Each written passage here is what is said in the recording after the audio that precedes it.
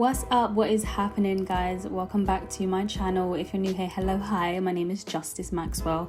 Today I'm going to be showing you how to make this amazing, intensely moisturizing shea butter, whipped shea butter mixture, which I use for my hair, just using a few ingredients. So let's get into the list. I'm going to be using this organic, raw and unrefined shea butter. I'll try and link this down below, but I just found this company off of eBay. Then I'm going to be using some pure coconut oil. You're going to need quite a lot of this. And then I'm going to go in with my essential oils of choice. So I've got some rosemary oil, which is really great for the hair. And I've also got some peppermint oil, which is really great for hair as well and for the scalp. And the company I use for my essential oils are called Mystic Moments. I'll also try and link them below. They're really great and they're quite affordable as well. And then I also have some sweet almond oil and some jojoba oil. And you want to make sure the oils that you use are as pure as you can find them, preferably 100%. And then lastly, I have some Jamaican black castor oil. Again, you can get all of this stuff online. I'll link as much of it below as I can. So you'll also need something to store your mixture in, preferably a glass container. You'll also need a mixer and a bowl to put everything in. So let's get into it. Here I have my bowl and my oils here ready to mix in. I'm going to go ahead and take the rest of my shea butter. This is probably about 500 grams roughly. And I'm just going to chuck that all into my mixing bowl. And I am scraping the insides of this bowl, this little container out. I'm trying to get every last drop, okay? This stuff is so good for your hair. It's also amazing for your skin. It is so thick and so creamy. I would definitely recommend trying to find some shea butter for your skin. I do know there is a company that I will link below as well, where you can get your shea butter 100% organic, unrefined and raw, and it comes straight from Ghana, I believe. So if you can, buy this shea butter from preferably a black owned business, preferably based in Africa, I'm sure you'll find that that will be the purest and highest quality shea butter that you'll find on the market. I'll also mention that it does come in different colours. You can get a more yellow kind of shea butter, you can get one that's more ivory, but this is just how mine looks. Next, I'm going to go in with my coconut oil. Mine has melted because it's been so warm here in London, in the UK. It's changed now, the weather's disgusting. But yeah, so I'm going to do about 10 tablespoons. But if you want your mixture to be less oily, then I would say add 5, no more than 5 to 6. I know with my kind of hair texture, and I'm kind of a 3C, 4A, I would say, I do like my products to be a bit greasier, a bit oilier and a bit heavier, just to make sure it can go down the length of my strands, because that's typically an issue that people with kinky and curly hair have. The oil which our scalp naturally produces is unable to travel down the length or the shaft of our hair due to the kinks and the coils. So, having a bit of a greasier texture to my whipped shea butter, I think will help just distribute the product a little easier. So next I'm going to go in with 2 tablespoons of my jojoba oil.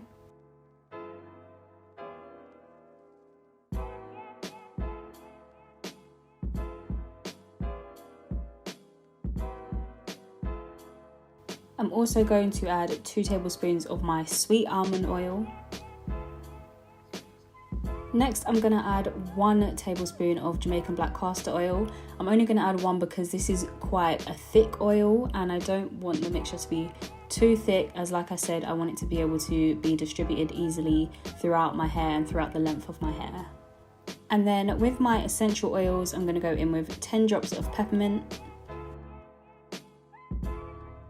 And then I'm going to add 10 drops again of my rosemary oil.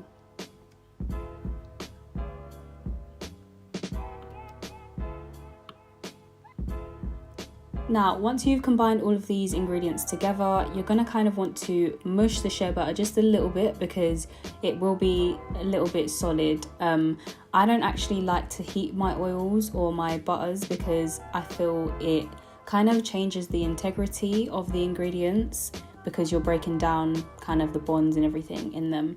And like I said, because it's been quite warm here in the UK, or in my bedroom at least, my products are not too hard. So I'm just gonna mush them down a little bit with my mixer, as you can see. And then when I'm kind of happy with how mushed it is, I'm just gonna mix that together. And you're going to want to stop mixing every now and then and just scrape off all the excess around the bowl and on your mixing spoons, or I don't even know what you would call these.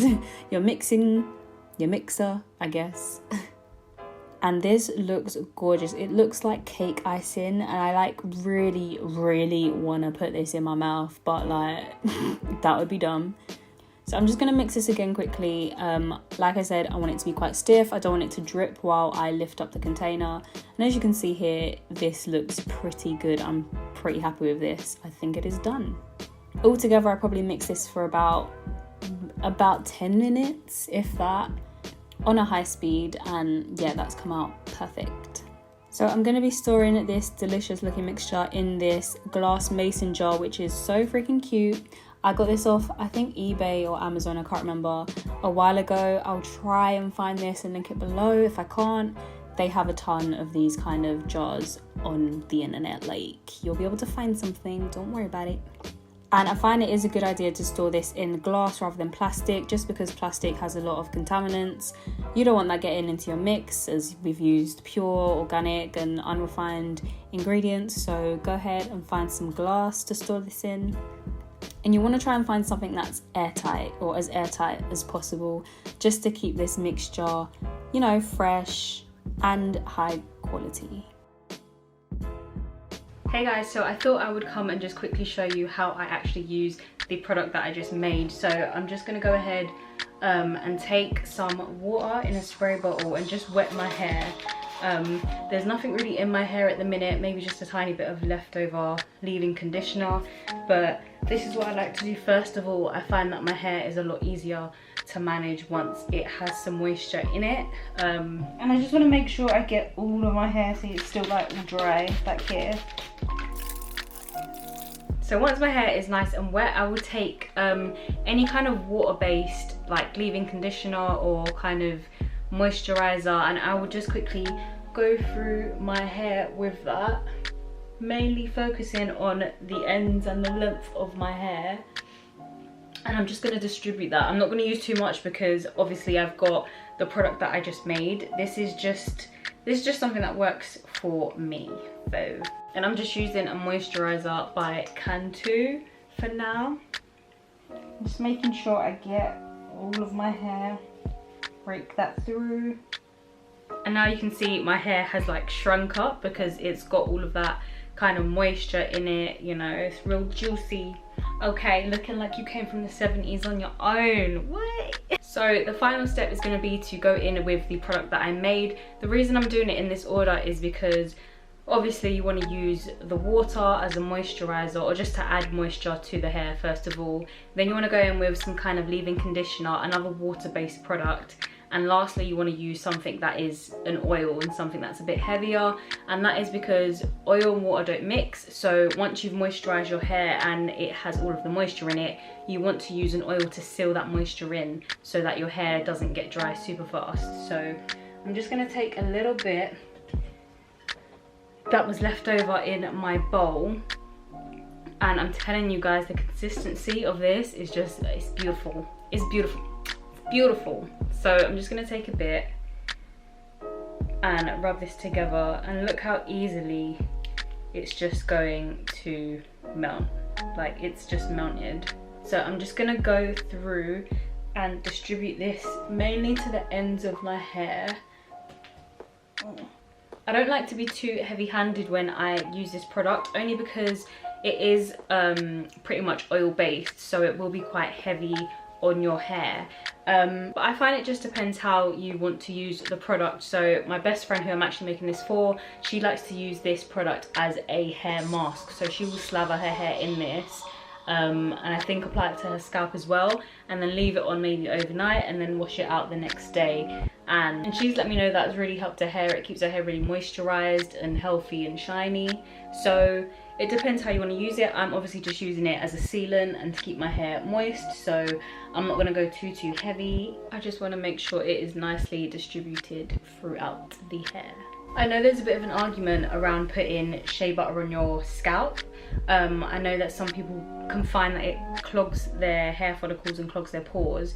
Like I mentioned, you could use it as kind of a scalp treatment or a scalp kind of mask and then wash it out. But I'll leave a video down below of this girl that I watch on YouTube. She's really great. She's super informative, and I would suggest that you watch her videos and subscribe. But she kind of goes into detail about why she doesn't apply this to her scalp and kind of the benefits and the pros with greasing your scalp. But like I said, I'll leave it down below and you can check that out if you're interested. But this is basically how my hair is looking. It's nice and moisturized, it smells great. Kind of with any product that's left on my hand, I'm just gonna kind of massage this into my scalp, and that is that. So that is the end of the video, guys. I hope you enjoyed this, and I hope you do try this mask or this hair cream, whatever you want to call it. It is really good. Let me know if you do try it in the comments below, and don't forget to subscribe if you like this video. I'll see you in the next one. Stay safe. Peace.